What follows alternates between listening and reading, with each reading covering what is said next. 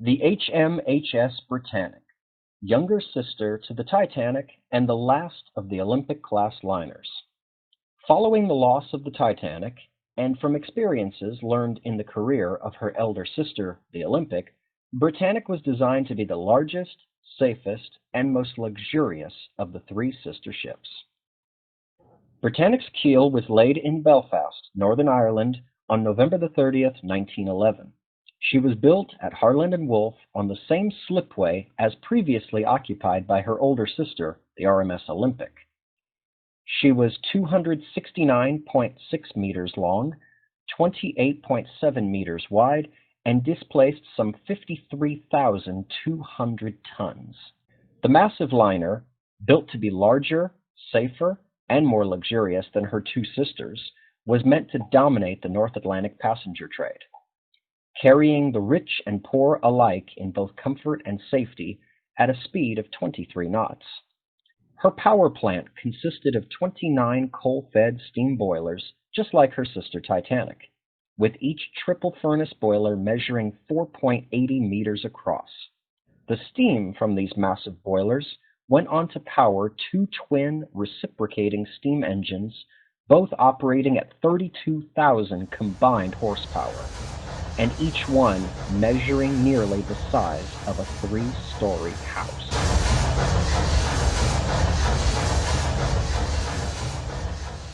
These massive engines powered her outer two propellers, with the exhaust steam being fed into a low-pressure Parsons turbine, which thus drove her central propeller.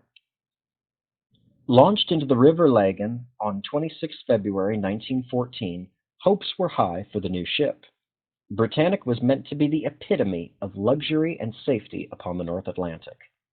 However, fate was to offer a cruel change of course for the giant liner. As she was being fitted out at Harland and Wolff in July of 1914, the echo of gunfire signaled the start of the First World War. Dubbed the Great War, its losses soon demanded the world's largest liner be turned into the world's largest hospital ship.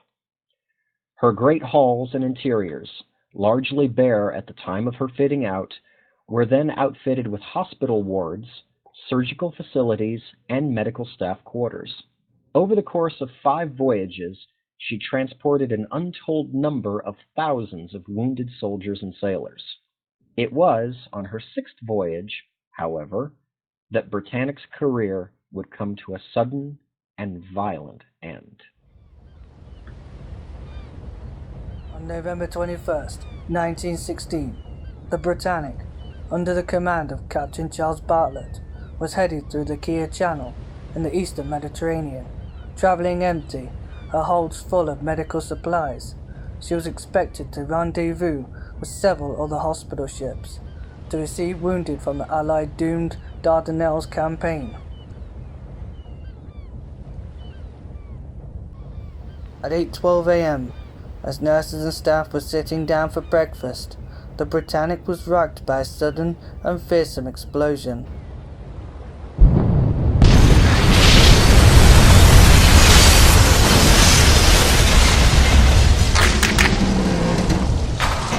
Unbeknownst to all, the great liner had struck a mine that had been laid by a German U-boat. Ironically, as the explosion had warped the ship's steel frame to such a degree that the first 6 compartments could not be sealed. Worse still, the flexing of the ship caused the wires connected to the wireless room to snap, thus meaning that Britannic could send a message but not receive one. Captain Bartlett, who had been in the middle of taking a bath, arrived on the bridge in his pajamas and quickly assessed the situation. His ship was gravely wounded, but he felt that he could potentially beach her at a nearby Kea Island and save his ship. His efforts, though admirable, were to be in vain.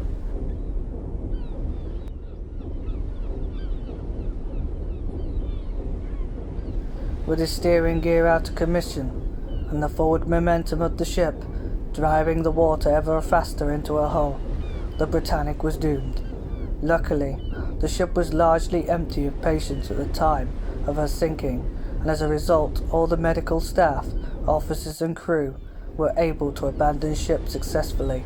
Tragically, however, 2 lifeboats were launched early and without the captain's permission and were drawn into the still turning propellers.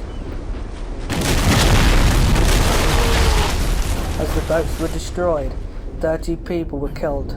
They were the only casualties of the disaster.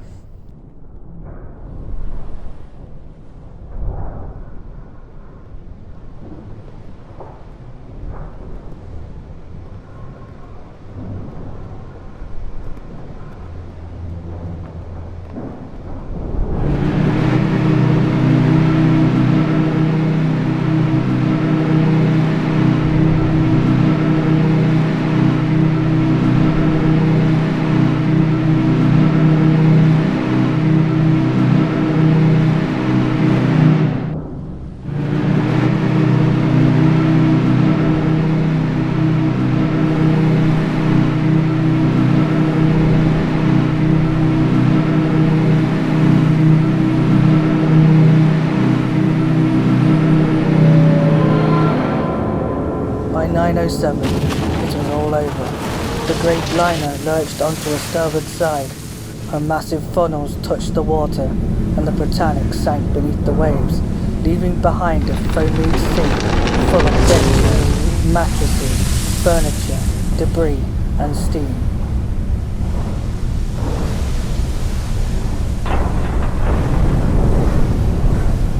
The final irony of the disaster was to be learned later, that nursemaid Violet Jessup, fireman Arthur John Priest, and lookout Archie Jewell had previously survived the sinking of the infamous sister, the Titanic.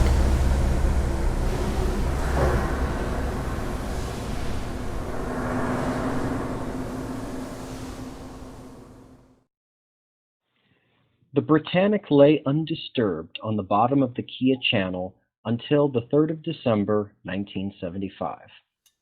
It was then that she was discovered by undersea explorer Jacques Cousteau and the Calypso team.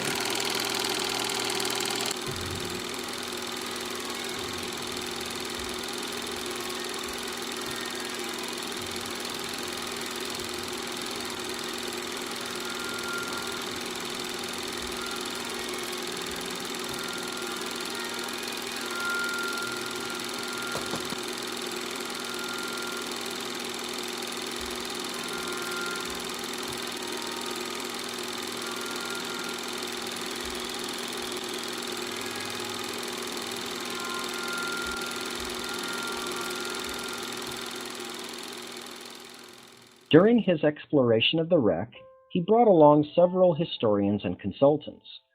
One of them was Sheila Macbeth Mitchell, who survived the sinking in 1916.